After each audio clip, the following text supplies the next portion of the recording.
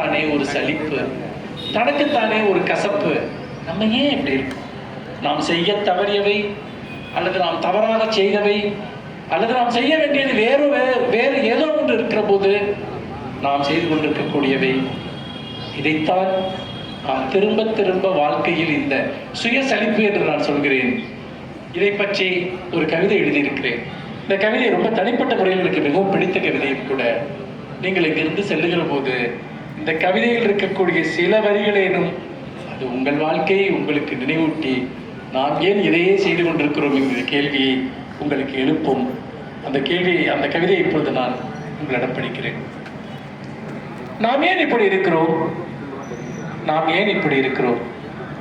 சதா முணுமுணுத்துக் கொண்டு, எப்போதும் துணிகளை மடித்துக் கொண்டு, எதையாவது சுத்தம் செய்து கொண்டு, யாரையாவது சபித்துக் கொண்டு, எதையாவது அடைய முயற்சி செய்து கொண்டு, எதனிடமாவது தோல்வி அடைந்து கொண்டு, எப்போதும் நம்மை நிரூபித்துக் கொண்டு. நிறைய பேருக்கு டெய்லி அதே வேலை, எவன்கிட்டயாவது தன்னை ப்ரூவ் பண்ணணும் அப்படிங்கிறது. என்னத்துக்குடா ப்ரூவ் பண்ணணும்? எப்போதும் நம்மை நிரூபித்துக் கொண்டு, ஒரு சிகரெட்டை போல எரிந்து கொண்டு, தேவையற்ற பொருள்களால் நம் தனிமையை நிரப்பிக்கொண்டு. பொருள்கள் இல்லைன்னா மனுஷங்க செத்துருவானுங்க. எப்பெல்லாம் டிப்ரெஷன் வருதோ போய் எதையாவது வாங்குவான். தேவையற்ற பொருள்களால் நம் தனிமையை நிரப்பிக்கொண்டு, யாரிடமாவது நம்மை பிணைக்க முயற்சி செய்து கொண்டு, எவன் கூடாவது போய் கனெக்ட் ஆகுறது. ஃபோன் எடுத்தா 1 மணி நேரம் பேசுவோம். எதுக்கு பேசுறேன்னா ஒரு டாபிக்கும் இருக்காது. யார் கூடவாவது கனெக்டடா இருக்கு. யாரிடமாவது நம்மை பிணைக்க முயற்சி செய்து கொண்டு, ஒரு அபத்தமான சினிமாவின் முதல் காட்சியை பார்த்து கொண்டு, ஃபர்ஸ்ட் ஷோன்னா அது வாழ்க்கையில் ஒரு பெரிய லட்சியம். என்னடா பார்த்தா வெளியே சொல்லவே மாட்டான், அப்படியே போவான். வந்துட்டு அப்படி கொடூரமா இருக்கும் அந்த படம். ஒரு அபத்தமான சினிமாவின் முதல் காட்சியை பார்த்து கொண்டு, கடற்கரைகள் கூட்டத்தோடு கூட்டமாய் நின்று கொண்டு, நம் குழந்தைகளை சந்தேகித்துக் கொண்டு, நம் வீட்டிலேயே திருடிக்கொண்டு, கண்ணாடியின் முன் சுயமைதனம் செய்து கொண்டு, மலிவான பொருட்கள் எங்கே கிடைக்கின்றன என எப்போதும் யோசித்துக் கொண்டு, குறுக்கிகளுக்கு பயந்து கொண்டு, புகழுள்ள மனிதர்களை அனாவசியமாய் தெரிந்து கொண்டு. சில பேர் போய் பார்த்துக்கிட்டே இருப்பாங்க. ஆளுங்களை பாப்புலரா இருந்தாலும் அவங்க போய் பார்ப்பாங்க. சும்மா போய் முன்னாடி நிற்பாங்க. இவனால அவனுக்கு எதுவும் ஆக போறதில்லை, அவனால இவனுக்கு எதுவும் ஆக போறதில்லை. புகழுள்ள மனிதர்களை அனாவசியமாய் தெரிந்து கொண்டு, சதா ஏதேனும் ஒரு நோயை பற்றி பேசிக்கொண்டு. நீங்க யார்கிட்டயா வாயை திறந்து வந்துட்டு எடுத்தோன்னு ஏதாவது வலிக்குதுமா, ஏதாவது ஒரு பிரச்சனைமா. உடல் நோயை பற்றி பேசுறதுங்கிறது ஒரு பெரிய நோயா மாறிடுச்சு. சதா ஏதேனும் ஒரு நோயை பற்றி பேசிக்கொண்டு, எப்போதும் பருவநிலையை பற்றி புகார் செய்து கொண்டு, வெயில் அடிச்சா வெயில் ஜாஸ்தியா இருக்குமா, பனி பெஞ்சா பனி ஜாஸ்தியா இருக்கு, மழை பெஞ்சா ஐயோ மழை பெய்யுது. அப்ப இதுல ஏதாவது ஒரு பருவத்தில் நம்ம இருந்துதான் ஆகணும். எப்போதும் பருவநிலையை பற்றி புகார் செய்து கொண்டு, சிறிய வருமானத்திற்கான சிறிய கணக்குகளை எழுதி கொண்டு இருக்கிறது. ரொம்ப டார்ச்சரானது இதுதான். சிறிய வருமானங்களுக்கு சிறிய கணக்குகளை எழுதி கொண்டு, அதிர்ஷ்டத்தின் வருகையை அதிர்ஷ்டத்தின் வருகையை எதிர்நோக்கி கொண்டு, யாருடைய சாவுக்காவது காத்துக்கொண்டு. ரொம்ப பேர் அப்படி இருக்காங்க, நம்ம எப்ப சாவா அப்படின்ட்டு. யாருடைய சாவுக்காவது காத்துக்கொண்டு, நமது தூக்கு கயிற்றின் உறுதியை சோதித்துக் கொண்டு, ஒண்ணு அடுத்தவன் எப்ப சாவான்னு நினைப்பா, இல்லை நம்ம எப்ப சாவலாம்னு நினைப்போம். இது 2 தான் மிக முக்கியமான சிந்தனை. முட்டாள்களின் கவிதையை படித்துக் கொண்டு, நீங்க என்ன பத்தி அப்படி நினைச்சாலும் எனக்கு பிரச்சனை கிடையாது, எல்லாத்தையும் சொல்லணும்ல. முட்டாள்களின் கவிதையை படித்துக் கொண்டு, குடிக்கும் போது அழுது கொண்டு, ஐயோ இருக்கிறதுலே ஒரு பெரிய ரோதனை தான் வந்துட்டு. ஒரு 2 பெக்கு கூட உள்ள போயிருக்காது, அழுவோம். அப்படியே நான் எப்படா அழுவைக்கு இதுக்கு என்ன சம்பந்தம் நானும் ரொம்ப நாள் யோசிச்சிருக்கேன். குடிக்கும் போது அழுது கொண்டு, புணர்ச்சியில் வேறு யாரையோ நினைத்துக் கொண்டு, அடுத்த முதல்வர் யார் என்று யோசித்துக் கொண்டு, உன் பிரச்சனையா அது, அடுத்த முதல்வர் யார் என்று யோசித்துக் கொண்டு, சிறுவர்களையும் சிறுமிகளையும் ரகசியமாக முத்தமிட்டுக் கொண்டு, டெய்லி பேப்பரை பிரிச்சாதான் இருக்கு. பௌர்ணமி தினங்களில் மனமுடைந்து அழுது கொண்டு, எதையாவது தொலைத்துக் கொண்டு, எதையாவது தேடிக்கொண்டு, தவறான முடிவுகளுக்கு வருந்திக் கொண்டு, தவறி போன சந்தர்ப்பங்களுக்காக ஏங்கிக் கொண்டு. சுந்தரராமசாமி முட்டைக்காரின்னு ஒரு கதை எழுதியிருப்பாரு. ரொம்ப அற்புதமான கதை. யாராவது முடிஞ்சா படிச்சு பாருங்க. தவறான சந்தர்ப்பங்கள், தவறி போன சந்தர்ப்பங்களுக்கு ஏங்கிக் கொண்டு என்பதற்கு அது ஒரு கதை, ஒரு அற்புதமான உதாரணம். யாருடைய அன்புக்காவது ஏங்கிக் கொண்டு வாழ்க்கை முழுக்க பண்றது அதுதான். யாராவது என்னை அன்பு செய்யுங்க, அன்பு செய்யுங்க. செய்ய மாட்டாங்கன்னு தெரியுது இல்ல, ஏன் அதை நீ சொல்லிட்டே இருக்க? யாரையாவது இணங்க செய்து கொண்டு, கடன் கொடுப்பவர்களிடம் நட்பு பாராட்டி கொண்டு, நம்ம ஃப்ரெண்ட்ஷிப்பா இருக்கிற பெரும்பாலான அவன் கடன் கொடுப்பவர்களிடம் நட்பு பாராட்டி கொண்டு, சிறிய தவறுகளுக்கு பெரிய தண்டனைகள் கொடுத்து கொண்டு, பிறரது கடிதங்களை திருடி படித்துக் கொண்டு, தன் வழியே போகும் எறும்புகளை நசுக்கி அடித்துக் கொண்டு, கூண்டுகளில் பறவைகளை அடைத்து வைத்துக் கொண்டு, போலி கடவுள்களிடம் கண்ணீர் சிந்திக் கொண்டு, எதிர்காலத்தை அவ்வளவு உறுதியாய் திட்டமிட்டுக் கொண்டு பிளான் பண்ணிட்டே இருப்பான். அப்படி ஸ்கெட்ச் போட்டு ஒண்ணு கூட நடக்காது. ஆனா சில பேர் பாருங்க, ஏதாவது ஒரு பிளான் சொல்லிட்டே இருப்பான் அவன் வாழ்க்கையை பத்தி, ஒண்ணுமே நடக்காது.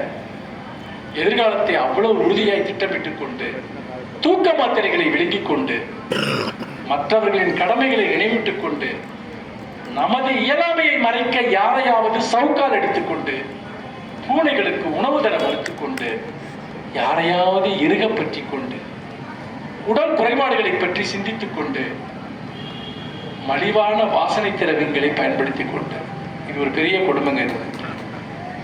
அதாவது இருக்கிறதுலே ஒரு மோசமான சண்டை போட்டு வருவான். நமக்கு செத்தரலாம்னு தோணும். அப்படியே அதை பத்தி அவனுக்கு மட்டும் அந்த வாசனை உறுத்தவே உறுத்தாது. சுத்தி இருக்க எல்லாருக்கும் ஒரு மிகப்பெரிய கொடுமையா இருக்காது. மலிவான வாசனை திரவியங்களை பயன்படுத்தி கொண்டு, யாருடைய உள்ளாடையோ திருடி முகர்ந்து கொண்டு, பொது அறிவை வளர்த்து கொண்டு, ஜெனரல் நாலேஜ் இருக்க ஒரு பெரிய பிரச்சனை. டெய்லி ஜெனரல் நாலேஜ் புக்கு படிக்கிறவன், ஜிகே படிச்சுக்கிட்டு இருக்கேன்னு சொல்றவன், உனக்கு எதுக்குடா? அறிவு வளர்றதுதான் முக்கியம். பொது அறிவு வளர்றது முக்கியம். சென்ஸ் எப்படி நடந்துக்கிறணும், சக மனுஷன்ட்ட எப்படி பேசணும், ஒரு கல்ச்சர், ஒரு மரியாதை, ஒரு அன்பு, இதெல்லாம் தான் அறிவு. நம்ம பண்ற வேலை இதை பத்தி இதுதான் அறிவே ஒழிய, எந்த நாட்டு ஜனாதிபதி, அவர் எங்கே, எந்த நாட்டு தேசிய கொடி, அது என்ன கலரு, எதுக்கு உனக்கு அதெல்லாம்? சதா பொது அறிவை வளர்த்து கொண்டு, எதற்காவது பயன்படும் என்று எல்லாவற்றையும் பாதுகாத்துக் கொண்டு, நிறைய வீட்டுல குப்பை சேர்றது அப்படிதான். எந்த பொருளையுமே தூக்கி எறிய மாட்டேன், எதுக்காவது யூஸ் ஆகும் அப்படின்னு மனுஷங்களே அப்படி வச்சிருப்பான். இவன் எதுக்காக பயன்படுவான், எதுக்கு இவனை பாய்ச்சிக்கலாம், இவனை எடுத்துட்டு போறான் ஒரு ஓரத்தில் அப்படின்னு நினைக்கிறது. சொற்பொழிவுகளுக்கு கைதட்டி கொண்டு, சில பேர் வழக்கமா ஜோக் சொல்லிக்கிட்டே இருப்பான். அவன் ஜோக் சொல்ல ஆயத்தமாயிலே அவன் சிரிக்க ஆரம்பிப்பான். அது எப்படின்னா, இந்த டாக்கு பிஸ்கட் போடையில ஆட்டோமேட்டிக்கா வாழாட்டும் இல்லையா, நம்மள அப்படி பழக்கம் சரியா. சில சிரிப்பு பேச்சாளர்கள் பேசல அப்படி ஆரம்பிக்கல பாத்தீங்கன்னா கைதுட்டுவான், சிரிப்பான், சந்தோஷமா இருக்க ரெடியா வரான். நிழல்களுக்கு பயந்து கொண்டு, எப்போதும் யாரையாவது கண்காணித்துக் கொண்டு, செல்போன் எடுத்தா எப்படி இருக்கான்னு கேட்க மாட்டான், எங்க இருக்கான்னு கேட்பேன். நான் எங்க இருந்தா உனக்கு அடுத்த கேட்டு யாரோட இருக்கா, கூட யாரும் இருக்கா, யாரையாவது கண்காணித்துக் கொண்டு, உடல் பயிற்சியினால் மரணத்தை வெல்ல முயற்சித்துக் கொண்டு. நேற்று ஒருத்தர் பார்த்து ஏதோ பீச்சில் முந்தா நாள் பேக் சைடாவே நடந்து போயிட்டு இருந்தேன். பின்புறமாவே போறாரு, பாத்தீங்கன்னா அங்க போறாரு, அப்புறம் ரிவர்ஸ் திரும்ப பின்பக்கமாவே நடந்து போறாரு. ஆமா, எனக்கு புரியல. முன்னா பார்த்து நடந்தாலும் அதே எக்ஸசைஸ் தானே இருக்க போகுது, இவர் ஏன் பேக் சைட்லயே போறாரு அப்படின்னு. அப்புறம் சில பேர் யாராவது ஒரு யோகா கற்றுக் கொடுப்பா, கையை இப்படி இப்படி குத்திக்கிட்டே போவோம் அப்படின்ட்டு. நமக்கு பயமா இருக்கும். பாத்தீங்கன்னா இப்படி இப்படி குத்திக்கிட்டே போவான். எங்கன்றா வர்றீங்க நீங்க எல்லாம்? உண்மையிலே புரியல. ஏன்னா 500 வருஷம் வாழணும்னு முடிவு பண்ணிட்டான்.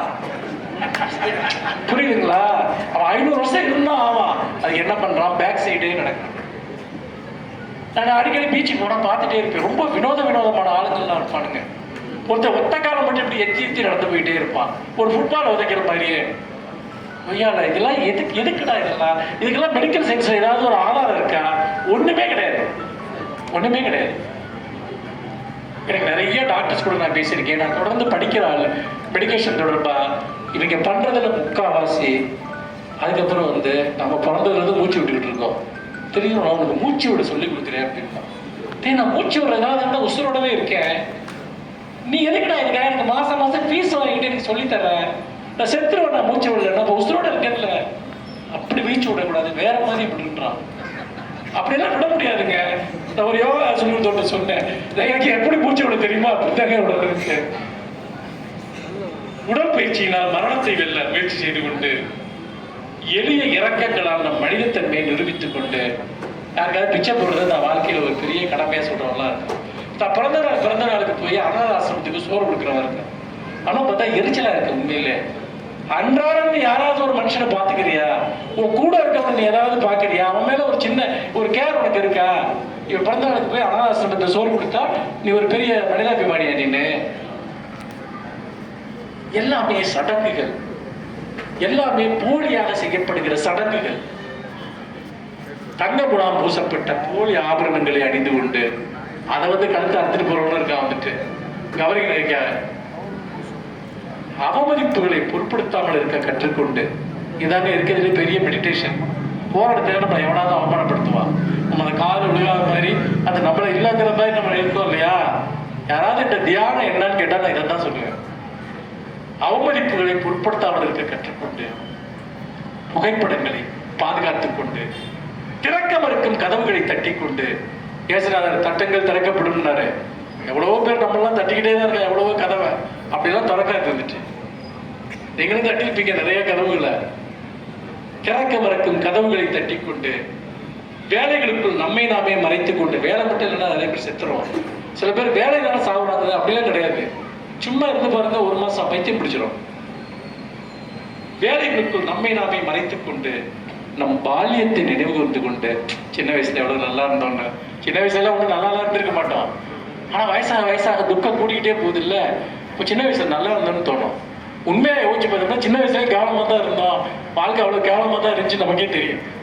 சரி, நம்மளா கற்பனை பண்ணிக்கிறது தான் அது எல்லாமே. ஒரு மூளையில் சுருண்டு படுத்துக்கொண்டு, வேறு வழி இல்லை என்று எழுந்து கொண்டு, கொஞ்ச நேரம் தான் படுத்திருக்க முடியும்.